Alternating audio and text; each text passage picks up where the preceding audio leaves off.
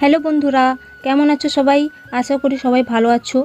আজ সকাল সকাল ফার্মের কাজগুলো সেরে যখন বাড়িতে ফিরলাম তখন পেটে একেবারে ইঁদুর দৌড়চ্ছে, কিন্তু বাড়িতে কি খাবো কিছুই বুঝতে পারছিলাম না। তাই আর বেশি কিছু না ভেবে তাড়াহুড়া করে ম্যাগি বানিয়ে ফেললাম। গরম গরম ম্যাগি খেলাম আর খাওয়া শেষ করেই শুরু করে দিলাম দুপুরে রান্নার আয়োজন।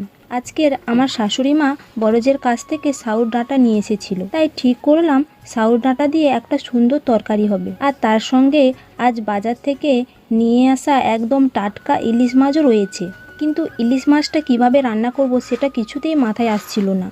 তখন শাশুড়ি মাকে বললাম, মা গাছ থেকে দুটো তিনটে লেবু তুলে আনো, ইলিশ মাছটা সর্ষে বাটা আর লেবু দিয়ে টক করে রান্না করলে কেমন হয়। ব্যাস যেই কথা সেই কাজ, শাশুড়ি মা লেবু তুলতে চলে গেল আর আমিও রান্নার প্রস্তুতি শুরু করে দিলাম।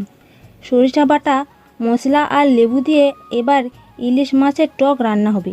একদিকে সাউর ডাঁটার তরকারি আর অন্যদিকে সরিষা লেবু দিয়ে ইলিশের টক।